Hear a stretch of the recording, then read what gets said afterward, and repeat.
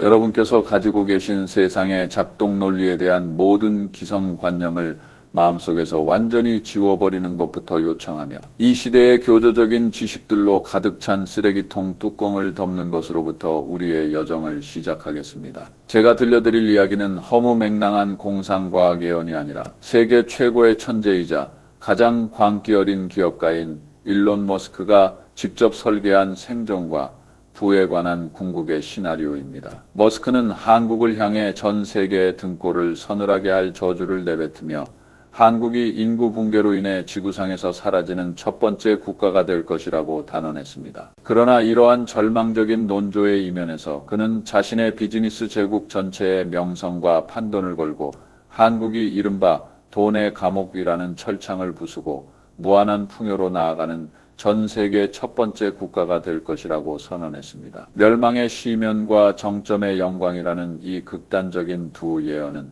머스크의 머릿속에서 어떻게 논리적으로 공존하고 있을까요? 이것이 단지 미친 사람의 헛소리라고 생각하십니까? 여러분의 기본적인 상식과 논리로 생각해 보십시오. 만약 한 국가가 정말로 멸종의 길을 걷고 있다면 효율성을 생명처럼 여기는 세계 최고의 부자인 머스크가 왜 매년 이 나라의 기업들의 7조 원이라는 수많은 중형 국가의 경제를 흔들 수 있을 정도의 천문학적인 금액을 쏟아붓고 있겠습니까? 그가 자선 사업을 하고 있는 것일까요? 절대 아닙니다. 이른바 인구 종말이라는 표면 아래에는 언론이 공개하지 않고 주류 경제학자들조차 알아차리지 못한 거대한 반전이 숨어 있습니다. 오늘 저는 여러분의 향후 60년간의 생존 품질을 결정지을 세 가지를 분석해 드리고자 합니다. 첫째, 2026년에 펼쳐질 노동의 종말이라는 종말론적 풍경이 구체적으로 어떤 모습인지 보여드릴 것입니다. 둘째, 가격 체계가 완전히 붕괴되는 디플레이션 폭풍 속에서 여러분의 부를 역행적으로 폭증시킬 현금 흐름의 기준점을 어떻게 장악할지 설명할 것입니다. 셋째, 한국이 겪고 있는 인구 절벽이 글로벌 자본의 설계 아래 어떻게 연금술처럼 이 나라의 가장 위대한 축복으로 전환되는지 증명해 보이겠습니다. 이 서사는 상당히 길어질 것입니다. 왜냐하면 이것은 여러분과 여러분의 자녀, 나아가 가문 전체의 운명을 지켜낼 가장 견고한 보험이기 때문입니다. 그러니 단 1초도 시선을 돌리지 마십시오. 본격적으로 시작하기에 앞서 우리 뇌 안의 핵심 오류인 머스크가 가장 혐오하는 선형적 사고를 제거해야 합니다. 인간의 진화적 본능은 내일이 오늘의 반복일 것이라고 믿게 만듭니다. 월급의 인상폭이나 아이의 키 성장이 예측 가능하고 완만한 증분이라고 생각하는 것, 이것이 선형적 성장입니다. 그러나 기술의 진화 논리는 완전히 다릅니다. 그것은 지수적인 폭발입니다. 1에서 2로, 2에서 4로, 4에서 16으로 변하다가 정신을 차려보면 이미 천문학적인 숫자가 되어 있습니다. 머스크는 인터뷰에서 우리의 현재 상황을 묘사하기 위해 매우 생생한 비유를 사용했습니다. 우리는 지금 내리막길에서 자전거를 타고 전속력으로 달리고 있으며 가장 공포스러운 점은 브레이크가 완전히 고장났다는 사실입니다. 눈을 감고 그 장면을 상상해 보십시오. 처음에는 페달을 밟지 않아도 가볍게 나아가는 쾌감을 즐깁니다. 바람은 귓가에 속삭이고 시속은 20km에서 천천히 올라갑니다. 모든 것이 아름다워 보입니다. 하지만 눈을 깜빡이는 찰나 속도계는 시속 100km를 돌파하고 핸들이 격렬하게 떨리기 시작하며 눈앞의 풍경은 흐릿한 잔상으로 변합니다. 공포에 질려 브레이크를 잡으려 했을 때 제동 장치를 연결하던 강철선이 이미 끊어져 있음을 발견하게 됩니다. 이 순간 느껴지는 것은 속도의 쾌감이 아니라 시면으로 추락하기 직전의 극단적인 공포입니다. 그리고 이것이 바로 현재 인공지능 기술의 가장 진실한 초상입니다. 2022년 말 챗GPT가 처음 등장했을 때 다들 그것을 신화 좀 쓰고 대화 상대를 해주는 전자애완동물 정도로 여기지 않았습니까? 하지만 불과 2년여가 지난 오늘 2026년에 들어선 지금 인공지능은 인류 역사상 유례없는 모습으로 우리의 소위 엘리트 방어선을 짓밟았습니다. 인공지능은 미국에서 가장 권위 있는 변호사 자격시험에 응시하여 상위 1% 안에 드는 성적으로 수년간 법전을 뒤지며 고군분투했던 천재들을 모욕했습니다. 의사 면허 시험 역시 인공지능에게는 탄생 몇 달 만에 가볍게 통과하는 입사 테스트에 불과했습니다. 가장 뼈아픈 공포는 무엇입니까? 작년에 탄생한 인공지능 모델과 올해의 모델을 비교했을 때 그 성능 향상은 2배나 3배가 아니라 100배, 1000배의 도약을 보여줍니다. 우리가 잠든 사이에도 인공지능은 초당 수천만 번의 속도로 재기적 자기 개선 하연을 수행하고 있습니다. 이는 전문 영역에서 인공지능이 더 똑똑한 인공지능을 낳고 그 자손 인공지능이 다시 신적인 수준의 인공지능을 낳는 무한한 폐쇄 회로를 의미합니다. 우리는 터널에 접근하고 있는 것이 아니라 이미 가속화되며 추락하는 터널의 중심에 와 있습니다. 이때 누군가는 취약한 인본주의적 논리로 반박할 것입니다. 이것이 그렇게 위험하다면 전 세계가 연합해서 중단 버튼을 누르면 되지 않겠느냐라고 말입니다. 머스크 예전에 인공지능 연구 중단을 요청하는 공개 서한에 서명하지 않았습니까? 맞습니다. 그는 그렇게 했습니다. 하지만 지금 그의 태도는 180도 바뀌었습니다. 그는 전 세계에 대고 말합니다. 중단은 불가능하다. 안전벨트를 매고 충격에 대비하라. 이것은 머스크의 마음이 변해서가 아니라 자본과 패권 이면에 숨겨진 잔인할 정도로 냉혹한 경쟁 논리를 꿰뚫어 보았기 때문입니다. 현재 실리콘밸리에서는 단순한 비즈니스 전쟁이 아니라 디지털판 핵전쟁이 벌어지고 있습니다.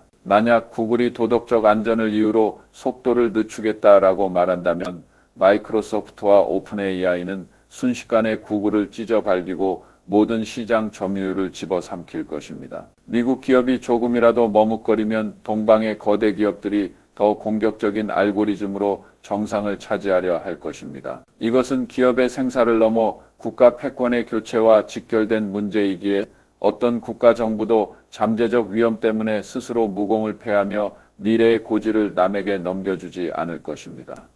머스크는 죄수의 딜레마로 이 교착 상태를 완벽하게 설명했습니다. 모두가 멈춘다면 모두가 안전하겠지만 단 한 명이라도 맹약을 배신하고 질주하기 시작하면 멈춰선 이들은 순식간에 시대의 재물이 되고 맙니다. 따라서 모든 참가자가 이 차의 브레이크가 고장났음을 알고 있음에도 불구하고 그들의 유일한 선택지는 가속 페달을 더 세게 밟는 것뿐입니다. 이러한 폭주의 본질은 평범한 개개인의 일자리를 실질적으로 위협하고 있습니다. 주위를 둘러보십시오. 골목 식당의 박 사장님을 보십시오. 만약 경쟁업체가 인공지능 서비스 시스템과 자동화 주방을 도입하여 인건비를 80% 절감하고 음식 가격을 반값으로 내린다면 박 사장님이 인간을 고용한다는 자부심만으로 3달을 버틸 수 있겠습니까? 이러한 압박감을 실감하실 수 있도록 실제 사례를 하나 공유하겠습니다. 저에게는 10년 경력의 고위 소프트웨어 엔지니어 친구가 있습니다. 그를 김대리라고 부릅시다. 3년 전만 해도 그는 연봉 1억 원을 받으며 기술의 피라미드 정점에서 군림하던 엘리트였고 술자리에서는 인공지능이 쓴 코드는 버그투성이 쓰레기라며 비웃던 사람이었습니다. 하지만 지난주 이 기세등등하던 친구가 제 앞에서 거의 무너졌습니다. 회사에서 예전 같으면 숙련된 전문가 5명이 한 달간 밤을 새워야 겨우 마칠 수 있는 프로젝트를 맡겼는데 팀장은 아주 가볍게 최신 인공지능 에이전트를 사용해보라고 말했습니다. 김 대리는 반신반의하며 엔터키를 누르고 커피 한 잔을 타러 갔습니다. 10분 후 돌아왔을 때 그의 세계는 완전히 붕괴되었습니다. 모니터에는 논리가 치밀하고 구조가 아름다우며 평소 본인이 저지르던 모든 프로그래밍 약점을 완벽하게 보완한 2만 줄의 코드가 이미 작성되어 있었습니다. 심지어 함께 제공된 기술 설명 문서는 본인이 쓴 것보다 훨씬 친절했습니다. 그 순간 김 대리가 느낀 것은 효율성 향상의 기쁨이 아니라 생존에 대한 극한의 위기감이었습니다. 그가 10년간 밤을 지새우며 익혔던 필살의 기술이 인공지능 앞에서는 커피 한 잔 마시는 시간조차 견디지 못했습니다. 그날 그는 이직이 아니라 치킨집을 차려야 할지를 고민했습니다.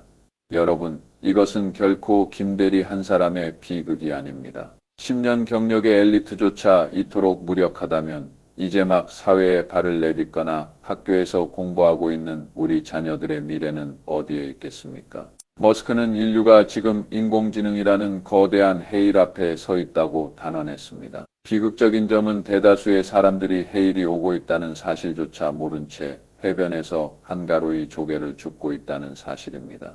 여기까지 들으셨을 때 가슴이 답답하시겠지만 제가 말씀드려야 할 더 무서운 사실은 기술의 속도가 아닙니다. 머스크가 경고하는 진정한 재앙은 이 속도가 특정 임계점을 넘어서는 질적 변화, 즉 2026년 범용 인공지능의 강림입니다. 이것은 단순히 바둑을 두거나 글을 쓰는 특정 분야의 천재가 아니라 신에 가까운 전지전능한 시야를 가진 지적 존재의 탄생을 의미합니다. 범용 인공지능이 탄생하는 날, 노동이라는 단어는 인류 문명의 사전에서 영원히 삭제될지도 모릅니다. 이 특이점이 도래했을 때 삼성전자의 생산 라인에는 어떤 일이 벌어질까요? 여러분의 은행 계좌는 어떤 타격을 입게 될까요? 소름 끼치는 2026년의 풍경을 지금 공개하겠습니다. 특이점이란 논리적 예측이 불가능한 심연을 뜻합니다. 블랙홀에 들어가면 시간과 물리 법칙이 무효화되듯이 어떤 경제학자도 범용 인공지능 이후의 세계 질서를 정확히 예언할 수 없습니다. 왜냐하면 그것은 인류보다 더 고등한 지능이 구축하는 패러다임이기 때문입니다. 대부분의 미래학자들은 보수적으로 이 시점을 2040년으로 보았지만 머스크는 예리한 직관으로 2026년이라고 확언했습니다. 그때의 범용 인공지능은 셰익스피어와 견줄 만한 소설을 쓰고 베토벤을 능가하는 악장을 작곡하며 완벽한 프로그램을 짜고 심지어 인간의 영혼을 꿰뚫어보고 위로하는 초월적 존재가 될 것입니다. 믿기지 않으신다면 경기도 평택의 삼성전자 반도체 공장을 가보십시오.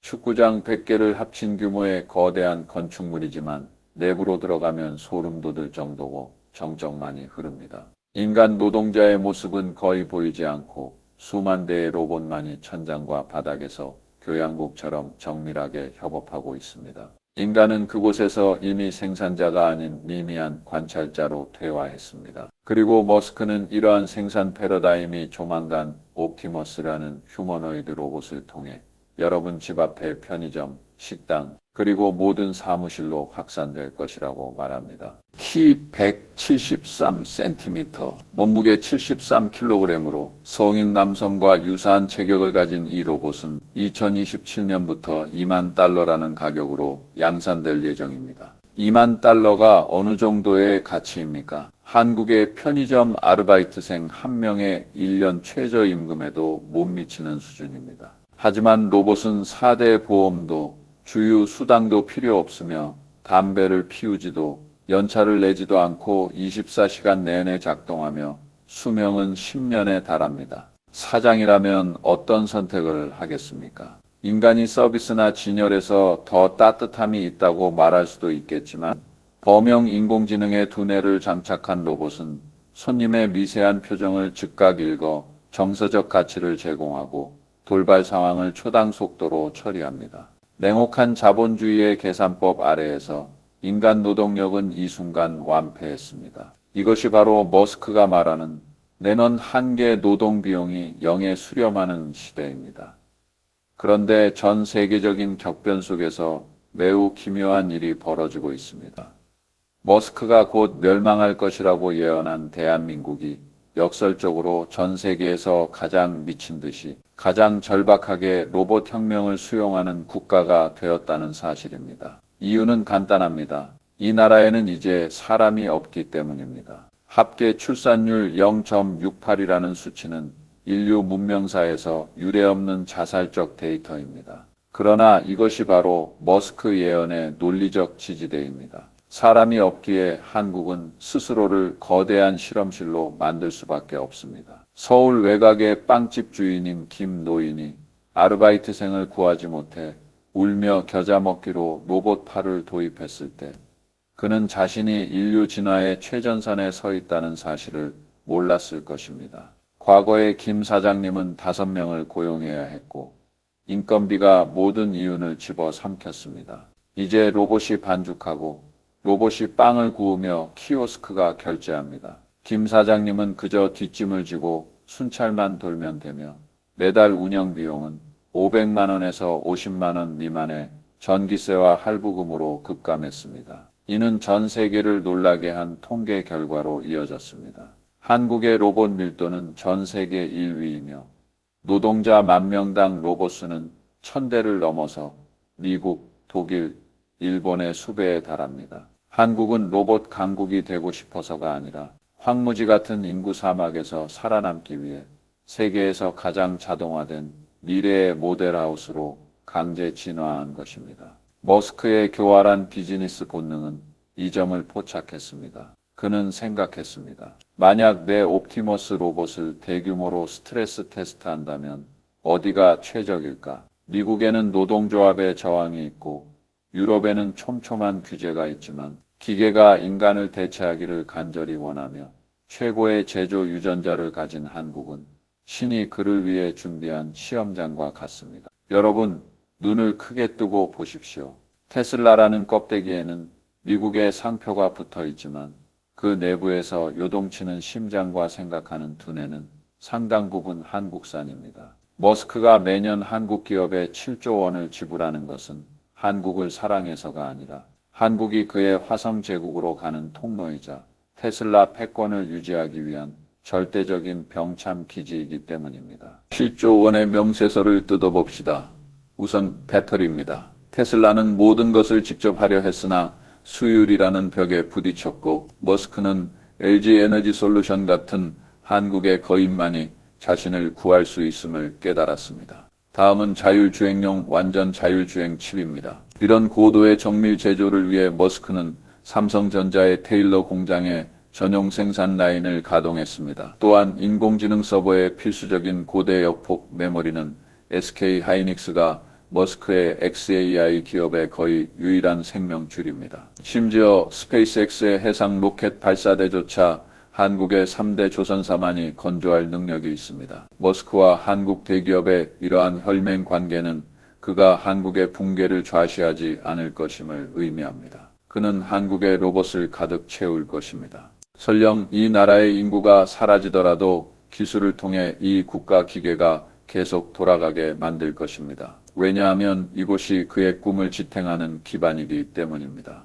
이제 가장 핵심적인 질문으로 돌아가겠습니다. 이것이 여러분의 지갑에 어떤 의미가 있습니까? 수천만 대의 로봇이 사회를 채울 때 우리는 비화 폐화라는 시대에 진입하게 됩니다. 전문적으로 들리지만 이해는 쉽습니다. 과거 수백만 원 하던 카메라, 녹음기, 내비게이션이 이제는 스마트폰 하나에 통합되어 무료로 제공되는 것과 같습니다. 이러한 가치 영점화 현상이 물질과 서비스 영역으로 확산될 것입니다. 달걀의 생산, 포장, 운송이 로봇에 의해 이루어지고 택시비에서 기사의 월급이 빠지며 3차원 프린팅과 로봇 노동으로 건축 비용이 반토막 날 때 물가는 파괴적인 붕괴를 맞이하게 될 것입니다. 여러분은 공포에 질려 물으실 것입니다. 물가는 싸졌는데 내 일자리가 없고 돈이 없다면 그것은 지옥이 아닌가? 이것은 논리적인 막다른 골목이기에 머스크는 자본주의의 근간을 뒤흔드는 해결책을 제시했습니다.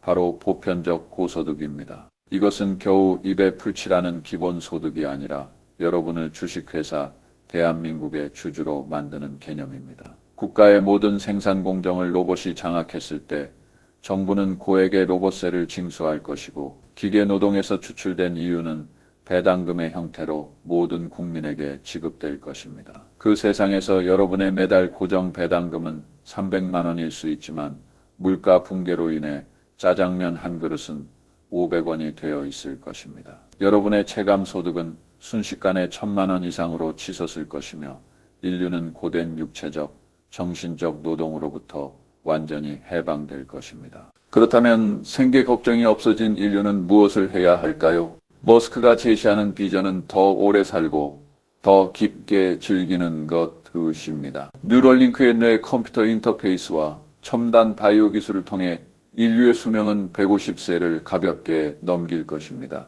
여러분은 건강한 상태로 90년의 자유시간을 갖게 됩니다. 이때 유일한 기축 통화는 인간성과 창조력으로 될 것입니다. 로봇은 피아노를 정교하게 연주할 수 있지만 음표 뒤의 슬픔과 기쁨을 이해하지 못합니다. 정교한 그림을 그릴 수는 있어도 창작할 때의 떨림을 느끼지는 못합니다. 우리는 일하는 기계에서 유희하는 인간수로 진화하여 예술, 여행, 사교, 그리고 자기 초월에 시간을 투자하게 될 것입니다. 하지만 유토피아가 오기 전 우리는 죽음의 계곡이라 불리는 진통의 시기를 건너야 합니다. 이 폭풍 속에서 살아남아 부자가 되기 위해 제가 반드시 명심해야 할 3가지 행동 지침을 말씀드리겠습니다.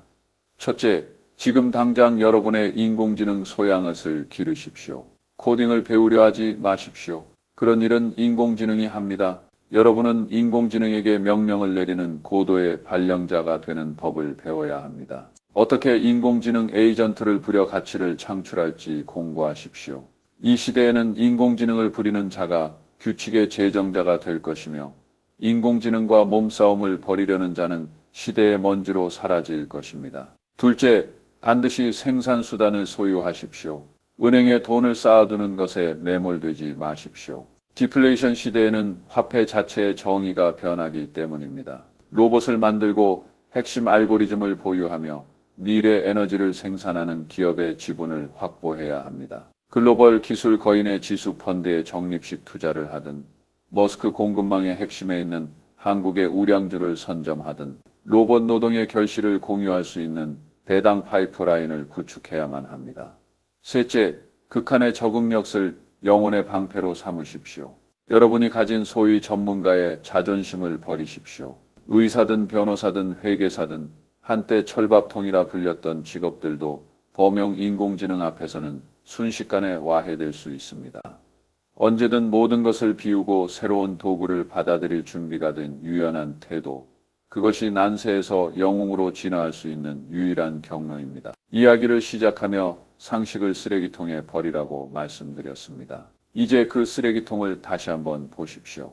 그곳에 버려진 것은 여러분의 미래가 아니라 구시대의 틀에 갇혀 여러분을 망설이게 했던 공포와 편견들입니다. 3년 뒤인 2026년은 준비되지 않은 대다수에게는 인구 멸종과 직업 붕괴의 종말이겠지만 이 이야기를 끝까지 들은 여러분에게는 노예 같은 노동에서 해방되어 진정한 자유와 풍요로 향하는 황금의 문이 될 것입니다.